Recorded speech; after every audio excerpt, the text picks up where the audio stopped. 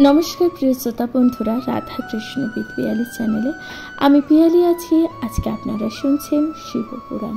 प्रिय श्रोता बंधुरा आजकेर आलोच्य विषयबस्तु ज्ञान संहिता अर्थात शिवपुराणेर प्रथम संहिता ज्ञान संहिता। ज्ञान संहितार 35 नং अध्याय, जेखाने आलोच्य विषयबस्तु हच्छे गणेशेर विवाह उद्योग अर्थात आमरा सिद्धिदाता गणेशेर এই যে বিবাহের উদ্যোগ তা সম্বন্ধে জানতে পারবো আজকের আলোচ্য বিষয়বস্তু।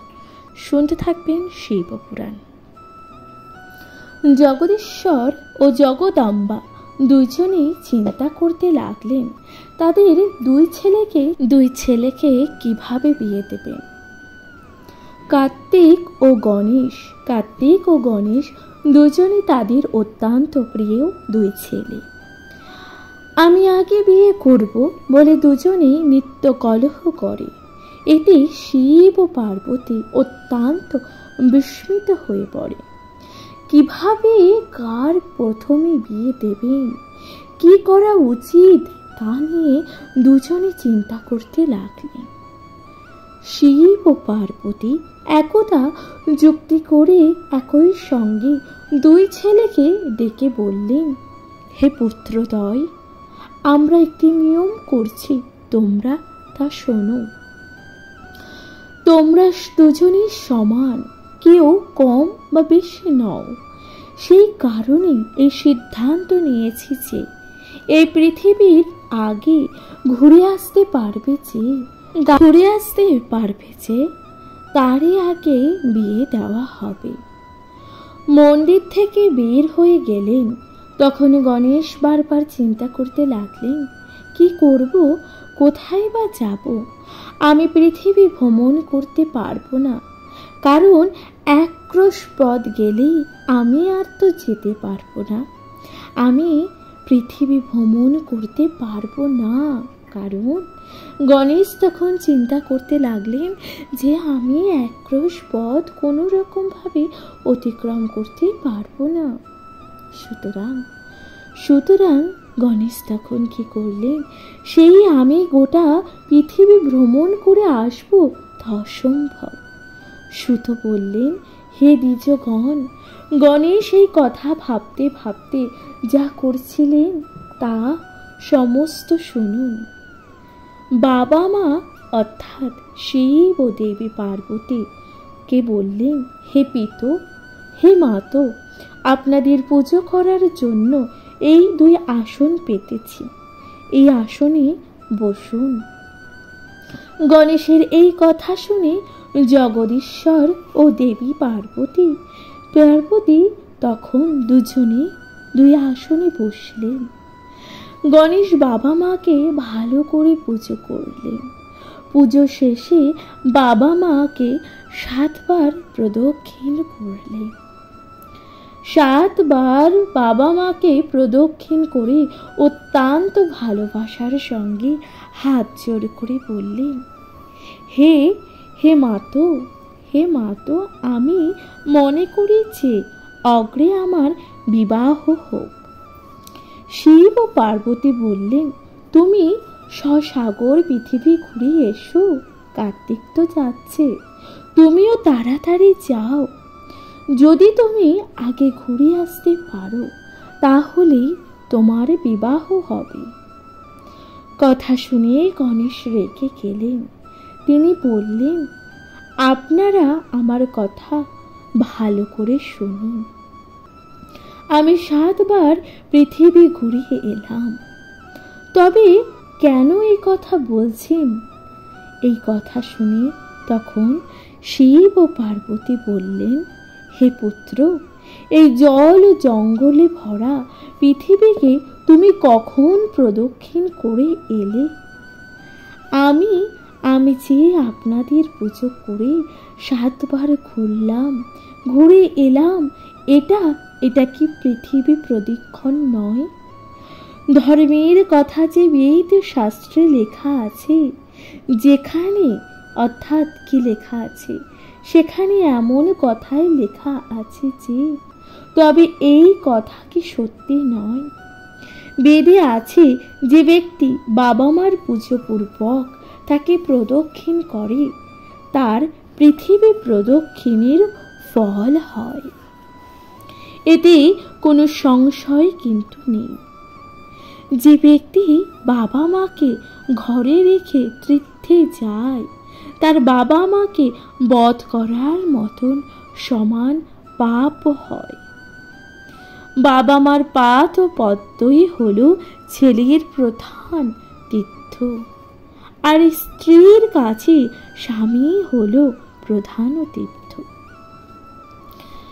এখানে একটি সুন্দর শ্লোক আছে যেখানে বলা হচ্ছে যে পুত্রস্য চ স্ত্রীরা চৈব তীর্থং গেহে সুশোভনম পুত্রশ্চ পিতরয় প্রক্ত ক্রিয়া ভক্তা উদার হৃদ। শাস্ত্র ও বেদ সবসময় একই কথা বলে। এইভাবে পুজো করে বাবা মাকে প্রদক্ষিণ করলে যদি পৃথিবী প্রদক্ষিণ না হয় তবে এই যে বেদ বাক্যকে মিথ্যা বলুন। আর বেদ বাক্য মিথ্যা হলে আপনাদের স্বরূপও মিথ্যা হবে, তাতে বেদও মিথ্যা হবে, এ বিষয়ে কিন্তু কোনো সন্দেহ নেই।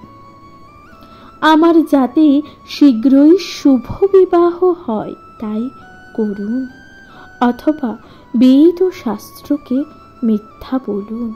এই কথাকে বলছেন শ্রী গণেশ। এর মধ্যে যেটিকে শ্রেষ্ঠ বলে মনে করবেন সেটাই করুন। এ কথা গণেশ শিব ও পার্বতীকে বললেন। গণেশের মুখে এই রকম জ্ঞানের কথা শুনে শিব ও পার্বতী ও দুজনে অত্যন্ত বিস্মিত হলেন।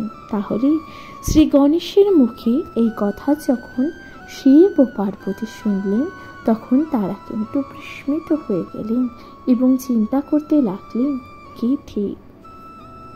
প্রিয় শ্রোতা বন্ধুরা, তাহলে এখানেই সমাপ্ত হচ্ছে শিব পুরাণের ৩৫ নং অধ্যায়। আশা করছি তা আপনাদের ভালো লেগেছে।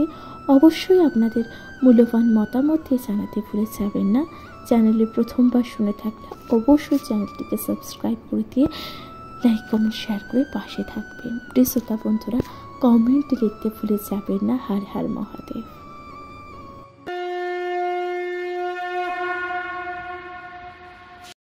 নমস্কার প্রিয় শ্রোতা বন্ধুরা, রাধাকৃষ্ণ পিয়ালি চ্যানেলে আমি পিয়ালি আছি। আজকে আপনারা শুনছেন শিব পুরাণ। প্রিয় শ্রোতা বন্ধুরা, শিব পুরাণের ৩৬ নং অধ্যায়, যেখানে আপনারা শুনছেন গণেশের বিবাহ। সুত বললেন, হে ঋষিগণ।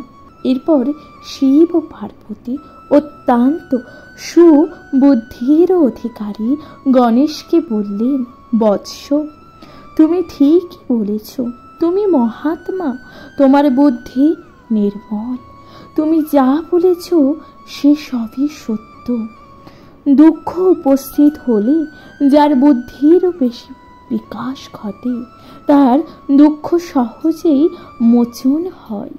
যেমন ভাবি সূর্য উঠলে অন্ধকার সরে যায়, তেমনি বেদ ও শাস্ত্র যা আছে তুমি তাই করেছ। বাবা মাকে প্রদক্ষিণ করে পৃথিবী ঘোরা হয়, অর্থাৎ বাবা মাকে প্রদক্ষিণ করলে পৃথিবী ঘোরার সমান হয়। এ কথা বেদ সহ অন্যান্য শাস্ত্রে তা আছে। ফলে তুমি যা করেছ তা বেশ ভালোই করেছ। আমরা যা স্বীকার করেছি তা ব্যতিক্রম হবে না। শিব ও পার্বতী এইভাবে গণেশকে আশ্বস্ত করলেন এবং গণেশের বিয়ে দেওয়ার জন্য তারা উদ্যোগ নিলেন। এমন সময়ে বিশ্বকর্মার সিদ্ধি ও বুদ্ধি নামী সর্বাঙ্গ সুন্দরী ও সুলক্ষণা দুই মেয়ে সেখানে উপস্থিত হলেন। তাদের সঙ্গে গণেশের বিবাহ দেওয়া হলো। অর্থাৎ তাহলে শ্রী গণেশের বিবাহ কার সঙ্গে? তা হলো বিশ্বকর্মার দুই কন্যা সিদ্ধি ও বুদ্ধি। গণেশের বিয়েতে দেবতাগণ নিমন্ত্রিত পেয়েছিলেন এবং অত্যন্ত আনন্দের সঙ্গে তারা বিয়েতে হাজিরও হলেন। হর পার্বতী যেমন ইচ্ছা ছিল, বিশ্বকর্মাও দুই মেয়েকে মেয়ের বিয়েতে বিয়ের উপযুক্ত সামগ্রী, গহনা সবই দান করলেন। দুই মেয়েকে বিয়েতে কোনো দান সামগ্রীতে কার্পণ্য করেননি। দেবতাগণ ও ঋষিগণ এই বিয়েতে পরম আনন্দ পেয়েছিলেন। গণেশও সুলক্ষণা যুক্ত দুই স্ত্রীকে লাভ করে অত্যন্ত সুখ লাভ করেছিলেন। এর বেশ কিছুদিন পর গণেশের দুই স্ত্রীর গর্ভে দুই সন্তানের জন্ম হয়। সিদ্ধির গর্ভে জন্ম হয় লক্ষর এবং বুদ্ধির গর্ভে জন্ম হয় লাভ নামক সন্তানের। দুই পুত্রই ছিলেন অত্যন্ত সুন্দর। গণেশের স্ত্রী ও পুত্র সহ সুখে সংসার করতে লাগলেন। লক্ষ ও লাভ কি বুদ্ধিদৃপ্তই নাম।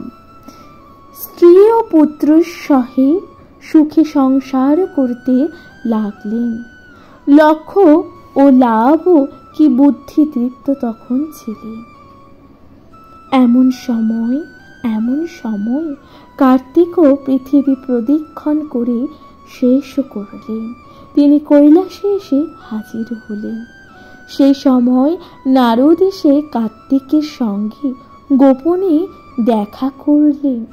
তিনি কার্তিককে বললেন, তোমার বাবা মা ছল করে তোমাকে পৃথিবী ভ্রমণে পাঠিয়েছে। তারা যা করেছে তুমি তা শোনো।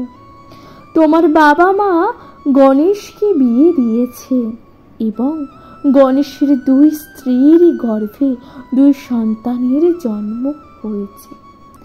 গণেশ অত্যন্ত সুখেই আছে। তুমি পৃথিবী ঘুরতে গিয়ে গণেশেরই ভালো করে দিয়েছ। তোমার বাবা মাই যদি এমন কাজ করতে পারেন তবে অন্যরা কেন পারবে না? আজ তারা তোমার প্রতি যে অন্যায় করেছে তা ভালো বলে মনে হচ্ছে না। যারা এমন করে তাদের মুখ না দেখাই ভালো। অর্থাৎ নারদমুনি তখন কার্তিককে বলছেন, যারা এমন কর্ম করে তাদের মুখ দেখাই না ভালো। এতে তোমার যা ইচ্ছা হয় তুমি তাই করো। এইভাবে নারদ কার্তিককে বলে সেখান থেকে চলে গেলেন। কার্তিক নারদের মুখে এই কথা শুনে অত্যন্ত রেগে গেলেন। তিনি বাবা মাকে প্রণাম করলেন এবং বললেন, আমি যা শুনলাম আমার গৃহত্যাগ করাই শ্রেয়। আপনারা আমার প্রতি অবিচার করেছেন বলেই তিনি খঞ্চ পর্বতে যেতে উদ্যত হলেন। অর্থাৎ এই কথা বলে কার্তিক তখন গৃহত্যাগ করলেন। এরপর আপনারা শুনবেন অর্থাৎ 36 নং অধ্যায়ের দ্বিতীয় পর্ব।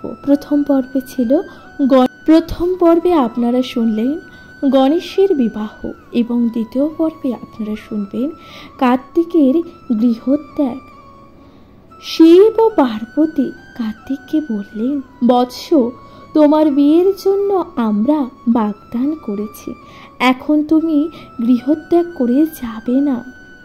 আমি এখানে থাকবো না। তখন কার্তিক বললেন, আমি এখানে আর থাকবো না, কারণ আপনারা আমার সঙ্গে ছলনা করেছেন। এই বলে কার্তিক ক্রৌঞ্চ পর্বতে চলে গেলেন। আজও পর্যন্ত তিনি সেখানেই আছেন। তাকে দেখলে সকল মানুষের সকল পাপ নষ্ট হয়। কার্তিক আজও বিবাহ করেননি এবং আর কোনোদিনও তিনি বিবাহ করেননি। সেই থেকেই তিনি অবিবাহিত থাকায় তাকে কুমার নামে ডাকা হয়। এই কুমার নাম ত্রিভুবনে প্রসিদ্ধ ও অত্যন্ত শুভপ্রদ। দেবতা থেকে ঋষিগণ কার্তিকী পূর্ণিমার দিনে ক্রৌঞ্চ পর্বতে যান ও কার্তিকের সঙ্গে দেখা করেন। যে ব্যক্তি কৃত্তিকা নক্ষত্রযুক্ত কার্তিকী পূর্ণিমায় দিনে কুমারের দেখা পান, তার সকল পাপ নষ্ট হয় ও সব মনোবাঞ্ছা তার পূর্ণ হয়ে থাকে। স্কন্দের বিরহে মাতা পার্বতী অত্যন্ত দুঃখ পেলেন, অর্থাৎ এই যে কার্তিক গৃহত্যাগী হলেন তার জন্য মাতা পার্বতী কিন্তু অত্যন্ত দুঃখ পেলেন। পার্বতীর শান্তির জন্য নিজের একটি অংশ রূপে ওই পর্বতে অবস্থান করলেন। ওই পর্বতে শিব ও তেজময় মল্লিকার্জুন নামে যে জ্যোতির্লিঙ্গ হিসাবে অবস্থিত। কার্তিক যখন জানতে পারলেন মহাদেব ওই পর্বতে অবস্থান করেছেন, তখন তিনি ওই পর্বত থেকে চলে যাওয়ার জন্য উদ্যোগী হলেন। তখন দেবগণ তাকে যেতে বারণ করলেন।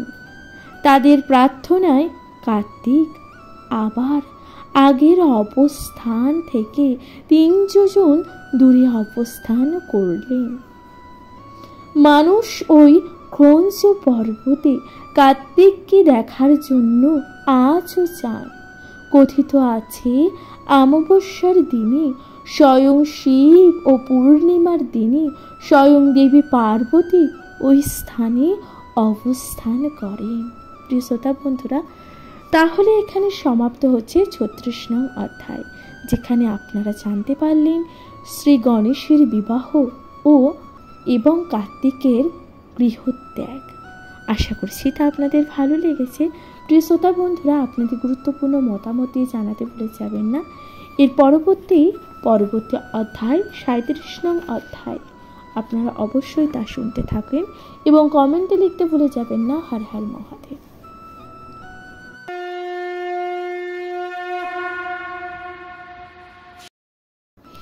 নমস্কার প্রিয় শ্রোতা বন্ধুরা, রাধাকৃষ্ণ বিদ পিয়ালি চ্যানেলে আমি পিয়ালি আছি। আজকে আপনারা শুনছেন শিবপুরাণ।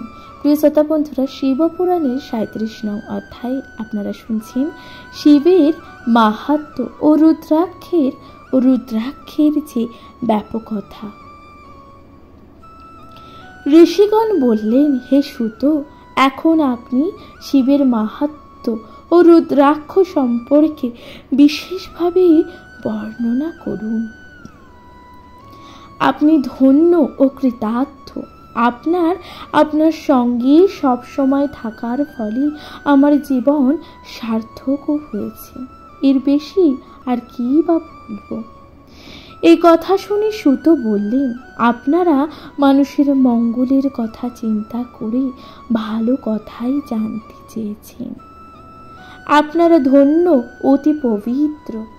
আপনারা আপনাদের কুলের অহংকার স্বরূপ সাক্ষাৎ ভগবান শিব, যাদের পরম দেবতা এবং শিব কথায় যাদের প্রিয়, সেই আপনারাই ধন্য। আপনাদের দেহ ধারণ সফল। যারা শিবের উপাসনা করে তাদের অনন্ত কুল উদ্ধার হয়।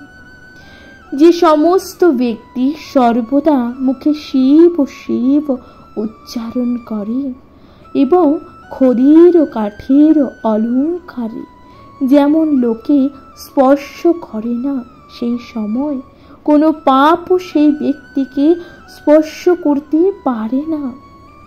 সূত তখন বলতে থাকলেন যে যখন যার মুখ থেকে শ্রী শিবায় তুভ্যং নমঃ এই মন্ত্র উচ্চারিত হয়, সেই সময় সেই মুখ যে মানুষ দর্শন করবে, তীর্থ দর্শনের ফল তার ফলে থাকে। যে মানুষের মুখে মুখে গায়ে শিব নাম, ভস্ম ও কল্যাণময় রুদ্রাক্ষ, এই তিনটি বস্তু তাকে আছে, তাকে দেখা মাত্রই প্রয়াগ স্নানের ফল লাভ হবে। এই তিনটি বস্তু নিত্যদিন যার দেহে বর্তমান থাকে, তার দর্শন ত্রিলোকের মধ্যে দুর্লভ ও পাপনাশক। সেই ব্যক্তিকে দেখা শুভ নয় বলে যে মনে করে, সে পুরুষ অথবা স্ত্রী যেই হোক, ধার্মিক হলেও সে ব্যক্তি সেই মুহূর্তেই সে ব্যক্তি তখন পাপযুক্ত হয়ে থাকে। যে ব্যক্তির কপালে ভস্ম, গলায় রুদ্রাক্ষ ও মুখে শিব বাণী থাকে না, তাকে অত্যন্ত জ্ঞাতির মতন ত্যাগ করা উচিত। শিব নাম, ভস্ম ও রুদ্রাক্ষই হল ব্রহ্মকন্যা দেবী সরস্বতী। তাহলে ব্রহ্মকন্যা দেবী সরস্বতী কি বলা হচ্ছে দেখুন, এই যে শিব নাম, ভস্ম ও রুদ্রাক্ষই হল ব্রহ্মকন্যা দেবী সরস্বতী। একদা ব্রহ্মা তুলাদণ্ডের একদিকে প্রয়াগ দর্শনের ফল এবং অন্যদিকে শিব নাম, রুদ্রাক্ষ ও ভস্ম ফল দিয়ে ওজন করেছিলেন। তাতে দুই ফলই সমান হয়েছিল। এই জন্যই ওই তিন বস্তুর সাধুজনদের সবসময় ধারণ করা উচিত। এখানে কি বলছে দেখুন, শরীরে চ ত্রয়ং যশ্চে তথ ফল চত কত স্মৃতম একোতে বেনিকায়াশ্চ দর্শনেন ফলন্তু চত তদেব তুলিতং পূর্বং ব্রহ্মাণা হিতকারিণা সমাতা চৈব তদ আতাং তস্মাদ্ধানাত সদা বুধে। ব্রহ্মা ও আদি পুরাতন পুরুষগণ ওই তিনটি বস্তুকে ধারণ করে। এগুলি দর্শন করলেই পাপনাশ হয়, আর ধারণ করলেই অনন্ত ফল লাভ হয়। ঋষিগণ বললেন, এখন এই রুদ্রাক্ষ ধারণ করার ফল ও মাহাত্ম্য সকলকে বর্ণনা করুন। তাহলে এখন আপনারা শুনবেন এই যে রুদ্রাক্ষ ধারণ করার যে ফল ও মাহাত্ম্য। এই কথা শুনে সুত বলতে লাগলেন যে, হে শ্রেষ্ঠ ঋষিগণ, খুব ভালো কথাই আপনারা জানতে চেয়েছেন। এখন অতি পুরাতন কথা বলছি। মানুষ 1100 রুদ্রাক্ষ ধারণ করলে রুদ্রের সমান হয়। তাহলে কি বলছে, কোনো মানুষ যদি 1100 রুদ্রাক্ষ ধারণ করে তাহলে সেই ব্যক্তি রুদ্রের সমান হয়। আর ওই 1100 রুদ্রের ধারণে যে ফল লাভ হয় তা 100 বৎসর বর্ণনা করা যায় না। যে ব্যক্তি 100 রুদ্রাক্ষ কিংবা 50টি রুদ্রাক্ষ কিংবা 5টি রুদ্রাক্ষ দিয়ে মুকুট তৈরি করে ধারণ করে, তিনি স্বয়ং শিব। তাহলে তিনি কি? স্বয়ং শিব। হে মুনিগণ,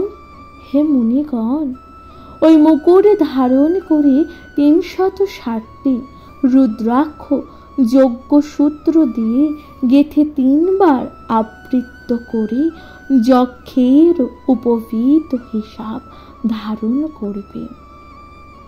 শিখাতে 3টি, ডান হাতে ডান কানে 5টি, বাম কানে 6টি, গলায় 100, 2 বাহুতে 11টি করে কঙ্কন পরার জায়গায় ও যজ্ঞের উপবীতে 3টি রুদ্রাক্ষ মুক্তকামী মানুষ ধারণ করবে।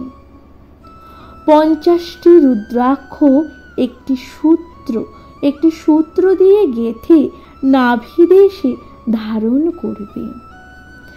এতগুলি রুদ্রাক্ষ যে ব্যক্তি ধারণ করেন তিনি স্বয়ং যে শিব, এ বিষয়ে কোনো সন্দেহই থাকতে পারে না। সেই ব্যক্তি যখন সুন্দর আসনে বসে শিব শিব বলতে বলতে ধ্যান মগ্ন হন, তখন তাকে দেখলেই সমস্ত পাপ দূর হয়ে যায়। যখন তিনি এক আসনে বসে 5 লক্ষ শিব মন্ত্র জপ করেন, তখন তাকে দেখলে গঙ্গা স্নানের ফল লাভ হতে থাকে। যখন সেই ব্যক্তি ত্রিপুণ্ডক কৃত্য করে রুদ্রাক্ষ মালায় মৃত্যুঞ্জয় মন্ত্র জপ করেন, তখন তাকে দেখলে স্বয়ং রুদ্রকে দেখার ফল লাভ হয়। রুদ্রাক্ষ মালা গলায় ধারণে সকল পাপ থেকে মুক্ত হয়। তাহলে রুদ্রাক্ষ মালা গলায় ধারণ করলে সকল পাপ থেকে মুক্ত হয়। যদি কোনো ব্যক্তি রুদ্রাক্ষ মালার জপ করে, তাহলে শত নাম জপ করার সহস্র জপের সমান ফল লাভ হয়। রুদ্রাক্ষ মালায় শিব, বিষ্ণু, সূর্য, গণেশ, শক্তি সবারই নাম জপ করা যায়। যে কোনো দেব ও দেবীর ভক্তগণ রুদ্রাক্ষ মালায় জপ করে ফল লাভ করতে পারেন। ভোগাকাঙ্ক্ষী ব্যক্তি, পুত্র কামনার্থী, বিদ্যা লাভকারী ব্যক্তি, ধন লাভকারী ব্যক্তি, মুক্তিকামী ব্যক্তি সবাই রুদ্রাক্ষ ইষ্ট মন্ত্র জপ করলে তার সমস্ত অভীষ্ট লাভ হয়। তবে তিনি রুদ্র ভক্ত, তিনি ওই মালা ধারণ করবেন। বৈষ্ণব ব্যক্তি ওই মালায় জপ করবেন। তিনি রুদ্রাক্ষ মালায় সকল দেবতার জপ খুবই শুভপ্রদ। সেই জন্য পৃথিবীতে রুদ্রাক্ষই শ্রেষ্ঠতম বস্তু। প্রিয় শ্রোতা বন্ধুরা, তাহলে আশা করছি আপনারা বুঝতে পারলেন রুদ্রাক্ষ কেন সর্বশ্রেষ্ঠ। ইচ্ছাই হোক বা অনিচ্ছাই হোক, রুদ্রাক্ষ মালায় জপ করলে মঙ্গল লাভ হয়। এছাড়া লক্ষ্মী প্রার্থী মানুষ সোনার গুলি মালা জপ করতে পারেন। যশ প্রার্থী মুক্তোর মালা দিয়ে জপ করতে পারেন। পুত্রকামী ব্যক্তি স্ফটিক মালায় জপ করতে পারেন। কোনো ব্যক্তিকে বশ করতে হলে প্রবালের মালা নিয়ে জপ করতে হয়। বাহন লাভ করার জন্য রূপোর গুলি মালা দিয়ে জপ করতে হয়। রুদ্রাক্ষ নিলে জপ করলে মোক্ষ লাভ হয় ও মনোবাঞ্ছা পূর্ণ হয়। দেবতা বিশেষ মালা বিভিন্ন রকমের হয়। শিব ও বিষ্ণুর এই যে রুদ্রাক্ষ মালায় অনন্ত ফল লাভ হয়। সূর্য মন্ত্রে স্ফটিক মালা শ্রেষ্ঠ। দেবী চণ্ডী মুক্তা ও প্রবালের মালায় খুশি হন। গণেশ প্রবাল মালায় খুশি হন। রুদ্রাক্ষ মহাদেবের অত্যন্ত প্রিয়। হরি মুক্তা যুক্ত রুদ্রাক্ষে প্রীত হন।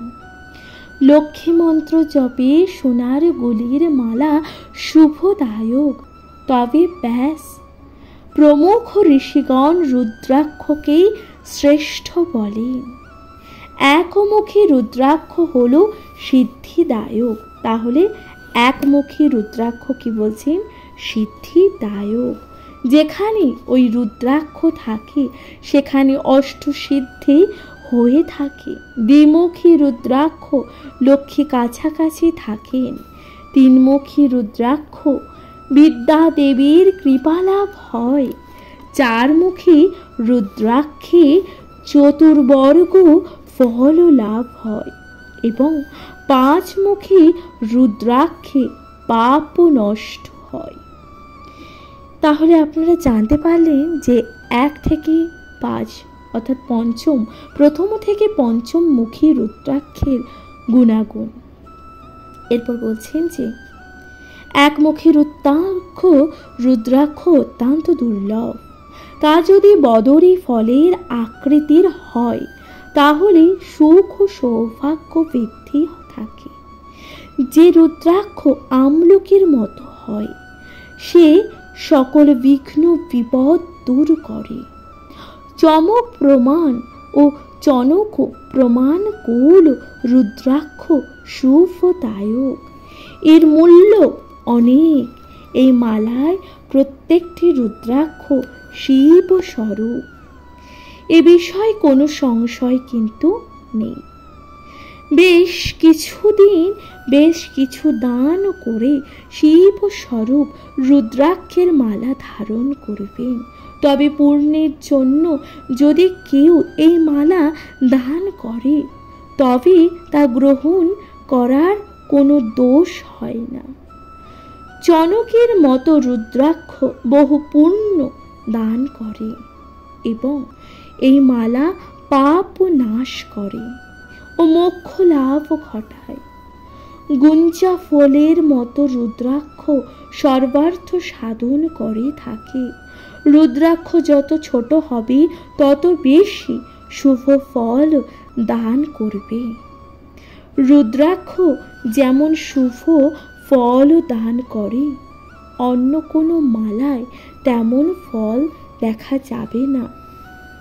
রুদ্রাক্ষ ধারণ করলে সকল পাপ থেকে নাশ হয়। সেই জন্যই সর্বার্থ সাধক রুদ্রাক্ষকে ধারণ করবে। যার অঙ্গে রুদ্রাক্ষ নেই অথবা রুদ্রাক্ষ দিয়ে যে জপ করে না তার অঙ্গ স্পর্শ করবে না। বিশেষত শিব ভক্তদের রুদ্রাক্ষ ধারণ করা উচিত। তাহলে কি বলছে? যে সকল ব্যক্তি শিব ভক্ত তাদের রুদ্রাক্ষ ধারণ করা উচিত।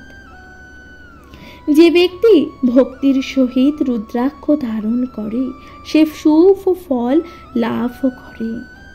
সকল বীজে যেমন অঙ্কুর দেখা যায় তেমনি রুদ্রাক্ষ বীজেও অঙ্কুর আত্মগোপন করে থাকে। রুদ্রাক্ষ মালা ধারণকারীকে দেখলে ভূত পেট পিশাচ ডাকিনী ও অন্যান্য ক্ষতিকর মানুষ তার কাছে আসতে সাহস পায় না এবং রুদ্রাক্ষ মালা যে ধারণ করে তাকে ভূত পেট পিশাচ এবং কোনো ক্ষতিকর মানুষ তার কাছে আসতে পারে না। রুদ্রাক্ষ মালা দেখলেই শিব ও বিষ্ণু প্রসন্ন হন। রুদ্রাক্ষের অনেক গুণ রয়েছে। যে ব্যক্তি একমুখী রুদ্রাক্ষ ধারণ করে তার জলে ডোবার ভয় থাকে না। দ্বিমুখী রুদ্রাক্ষ ধারণ করলে আগুন থেকে বিপদ ঘটার ভয় থাকে না। তা যজ্ঞকারীদের ধারণ করার কর্তব্য। তিনমুখী রুদ্রাক্ষ অস্ত্র শস্ত্রের আঘাত থেকে মানুষকে রক্ষা করে। চারমুখী রুদ্রাক্ষ ধারণ করলে ঘরে চোর ঢুকলে সে অন্ধ হয়ে যায়। পঞ্চমুখী রুদ্রাক্ষ ধারণ করলে অনর্থ ঘটে না। তাছাড়া চারমুখী ও পঞ্চমুখী রুদ্রাক্ষ জলে ভাসে না।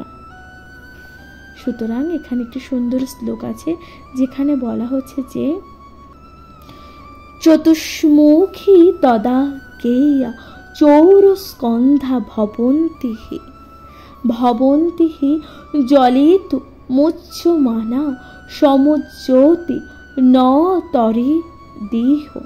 অর্থাৎ এখানে কি বলছে দেখুন, এই যে শ্লোকটির অর্থই বাকি, শ্লোকটির অর্থ হলো কেবলমাত্র জন্ম ঔষধ মৃতা শৌচ রতি কালে ও কোনো কিছু আহার করতে বসলে করতে করতে রুদ্রাক্ষ ধারণ করবেন না। তাহলে কি বলছে দেখুন, রুদ্রাক্ষ কোথায় ধারণ করা যায় না? কেবলমাত্র জন্ম ঔষধ, অর্থাৎ কোনো মানুষ কোনো যখন শিশু জন্মায় সেই যে ঔষধ, এবং মৃতা ঔষধ অর্থাৎ মৃত্যু হলে যে ঔষধ হয় সেই সময়, এবং রতিকালে অর্থাৎ রাত্রিকালে কোনো কিছুর আহার করতে করতে রুদ্রাক্ষ ধারণ করবেন না। অর্থাৎ কোনো কিছু খেতে ক্ষেত্রে রুদ্রাক্ষ ধারণ করবেন না। স্নানের সময়, দান করার সময়, জপ ও হোমের কালে করার কালে ও পিতৃতর্পণের সময়, বিষ্ণু পূজা শিব পূজায় শ্রাদ্ধকালে অবশ্যই অবশ্যই রুদ্রাক্ষ ধারণ করবেন। তাহলে এখানে রুদ্রাক্ষ কখন আপনারা ধারণ করতে পারবেন এবং কখন ধারণ করা যাবে না কত সুন্দরভাবে বলা হয়েছে। স্নানের সময়, দান করার সময় ও জপ ও হোম করার কালে, পিতৃতর্পণের সময়, বিষ্ণু পুজোর সময়, শিব পুজোর সময় ও শ্রাদ্ধকালে অবশ্যই রুদ্রাক্ষ ধারণ করা উচিত। প্রিয় শ্রোতা বন্ধুরা, তাহলে বুঝতে পারলেন কখন রুদ্রাক্ষ ধারণ করতে হয় এবং কতক্ষণ রুদ্রাক্ষ ধারণ করা যায় না। প্রিয় শ্রোতা বন্ধুরা, শিবপুরাণ এখানে সমাপ্ত হচ্ছে 37 নং অধ্যায়, যেখানে রুদ্রাক্ষের বিষয়বস্তু বর্ণনা করা হলো। আশা করছি তা আপনাদের ভালো লেগেছে। প্রিয় শ্রোতা বন্ধুরা, শিবপুরাণ আপনাদের কেমন লাগছে অবশ্যই আপনাদের গুরুত্বপূর্ণ মতামত দিয়ে জানাতে ভুলে যাবেন না, এবং আপনাদের গুরুত্বপূর্ণ মতামত জানাবেন, কমেন্টে লিখতে ভুলে যাবেন না। হর হর মহাদেব। এবং চ্যানেলে প্রথমবার হয়ে থাকলে অবশ্যই চ্যানেলটিকে সাবস্ক্রাইব করে দেবেন। নিজের কাছের মানুষ, প্রিয়জন সকলের সাথে শিবপুরাণ ভাগ করে নিতে একদমই ভুলে যাবেন না। সকলের সাথে শিবপুরাণ শুনতে থাকুন এবং কমেন্টে লিখতে ভুলে যাবেন না হর হর মহাদেব। ভালো থাকবেন, সুস্থ থাকবেন, তথা শিবপুরাণ অবশ্যই অবশ্যই শুনতে থাকবেন। নমস্কার প্রিয় শ্রোতা বন্ধুরা।